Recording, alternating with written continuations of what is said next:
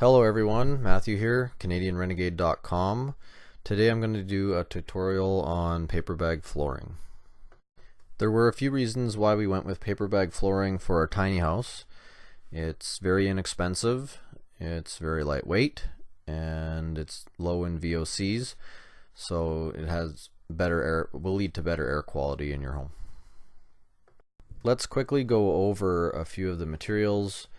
You're going to need paper bags or brown craft paper, white glue and water, RIT dye, a mixing bowl, a ice cream bucket or pail would work fine, mixing spoon, paintbrush, water-based polyurethane, a small container for the polyurethane or a paint tray, and gloves.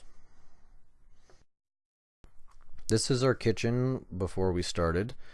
We just have OSB subfloor, and all we did to prepare it was to sand it down. On the left you can see some test pieces that we did. This is an important step of the process.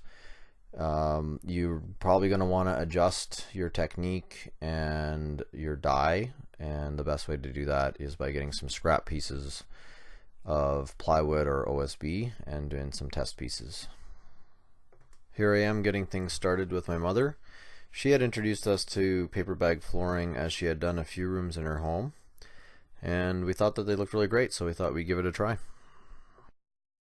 The first step in the process will be to tear up the paper. During the testing phase, you'll get a good idea of what size of pieces you want. You'll also want to make sure to leave some pieces that are straight on one edge to go around walls, cupboards, and corners.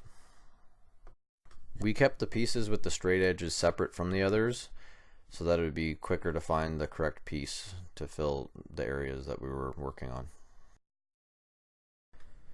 After that, you'll want to mix up your glue and dye mixture. We used 1 cup of glue to 3/4 cups of water and 1 tablespoon of the RIT dye.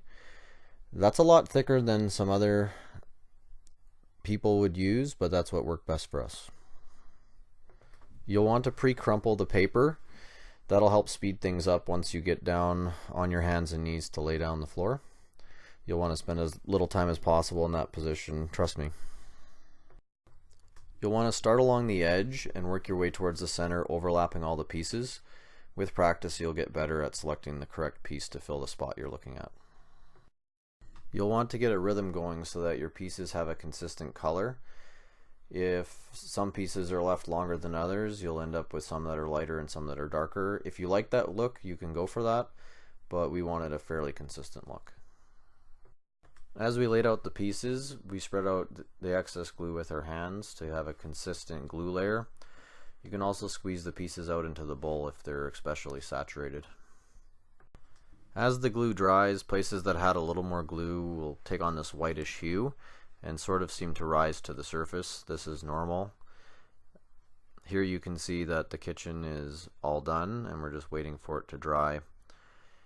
I think it took about a day to dry to the point where you could walk on it. You might want to leave it 2. Here's the floor after it's dried, but before we've applied the polyurethane.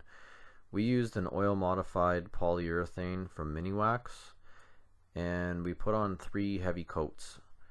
Some of the articles that we read said up to 5 coats, but that's probably unnecessary. My lovely wife and mother standing triumphantly after completing the kitchen floor. Way to go, team. I hope you enjoyed this video. Please subscribe, and if you have any questions, I'd be glad to answer them in the comment section below.